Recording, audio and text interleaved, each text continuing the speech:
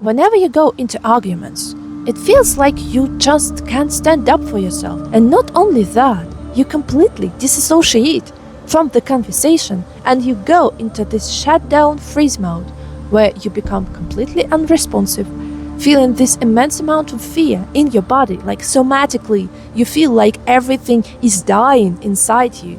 And it doesn't seem like you can change that really or do anything really, because your conscious mind is just left the conversation.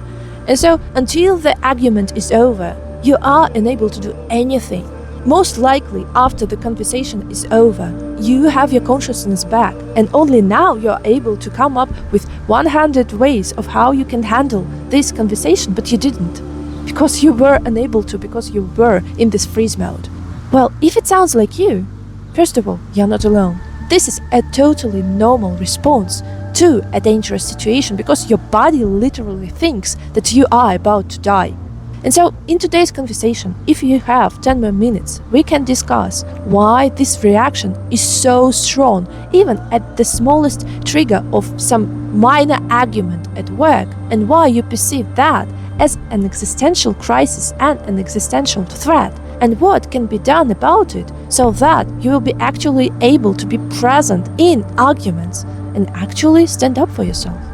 Hello, my name is Sophie from Co-Awakened, and here we learn how to recover after abuse and reconnect with our emotions in order to feel life again. So, first of all, this reaction of yours is totally understandable and predictable, and there is nothing to be ashamed of really, because your body really tries to save you from danger. It thinks that you need to survive this extremely hostile environment by just freezing and doing nothing, and hoping that the danger will just go away somewhere.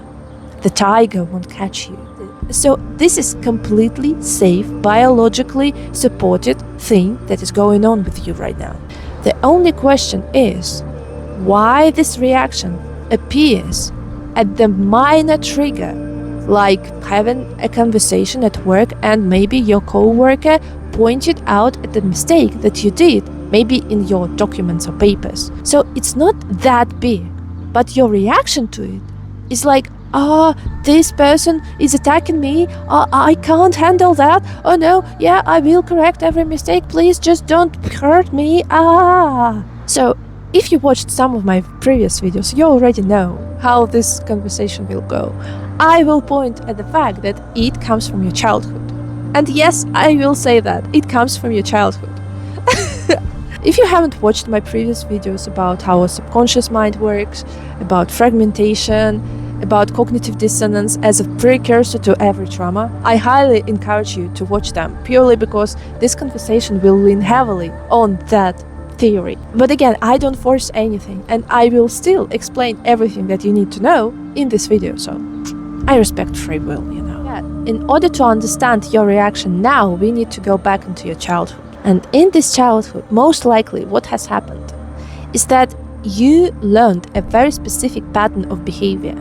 You learned that your parents, for example, when they were arguing, they never provided a solution for this argument, really. Most likely what did happen, it may be different in different situations, but your parents, when they had a fight, they most likely brought this fight to this peak tension point where they were like, I hate you! Why have I married you? You sucker! Why you behave like that? I sacrifice everything for you and you behave like that? I hate you! I despise you! Whenever this conversation, whenever this argument reached its peak, instead of people taking a break and then gathering once again together so that they could find some kind of healthy resolution, instead of, yeah, honey, sorry, I shouldn't be talking to you like that. I did a mistake and I admit that. Let's try to have a conversation where we can find some kind of resolution. No, instead, your parents just took their pause and never came back. So this tension never got released. And when this tension is building up with every argument they have, of course, your nervous system just learns that, well, if there is no resolution, no mending occurs after this event, well, I just need to freeze and don't move and hope that somehow this tension will release and that there won't be any more arguments because I can't hold this tension anymore. I don't want to hold this tension anymore. So you see what happened? The problem is that your nervous system never saw the proper ways of how this tension could be released. Because, believe it or not, conversations and arguments don't have to end with a disaster. They can be windows for creating something new, something that will work for both parties, not just for one. You learned one particular pattern that in a fight, in an argument, there is only one way out. One loses, one wins. There is no win-win, only lose-win. And so that's why your psyche learned like, oh no, I just freeze and pretend as if I'm not even existing in this conversation, as if I'm not real. This pattern comes from your childhood somewhere. Even if you don't have the particular, precise memory, it means that this was the pattern that was repeating itself over and over and over again, and it became such an ingrained part of your reality that you just don't question it. You don't see that. It's like you don't see your nose despite the fact that it exists. And you will ask, Sophie, okay, yeah, we know everything comes from childhood, so what? Like, you're not the first and you're not the last who are talking about that. Well, what I would suggest is that we can mend this by doing certain practices like completion process that actually alter your childhood memory. You should show this reptile brain of yours that there is another way out. And again, one of the most powerful tools is by going back to your memory and actually changing the memory itself, the core wound itself, closing this cognitive dissonance that you had during your trauma and showing another way out. And even if you get into this situation again when you are stressed and you are about to have an argument, you will become conscious that you are about to slip into this dysfunctional pattern of going into freeze mode. And so you will actually be able to steer your mind back into reality and be present and actually practice a new way out of argument. Which is awesome, which is so empowering. Like, I can't even start to describe to you how empowering that feels.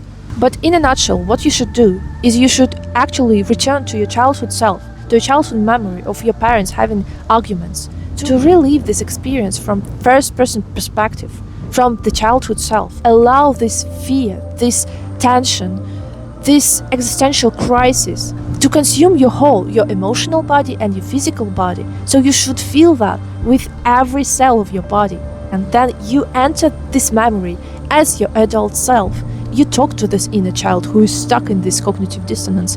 You find a healthy resolution for that situation, be that parents having a nice conversation where they just hug each other and love each other, or ending that with the police entering the scene and maybe policemen will teach your parents how to have conversations. Like, in our imagination, we are not limited to anything. Whatever feels right, you should do that. So you create this resolution for your childhood memory, for your child self. Then you retrieve this child, take it back to the real world, to reality. You close this memory by imagining popping it or, I don't know, burning it with fire. Again, we are not limited, but it is very important because you should create a resolution and a closure. And now you can mentally think of the ways how you can act differently. And whenever the reality happens, whenever the reality of argument happens, you will be able to not just automatically go to the freeze mode, but you will have this pause where you will have this choice point on how to act. So I really hope this example and this video in general made you feel a little bit more understood and safer, and maybe you even have this spark of hope that actually you have a power to change something so ingrained into your psyche. And if you really feel that way, that's actually awesome.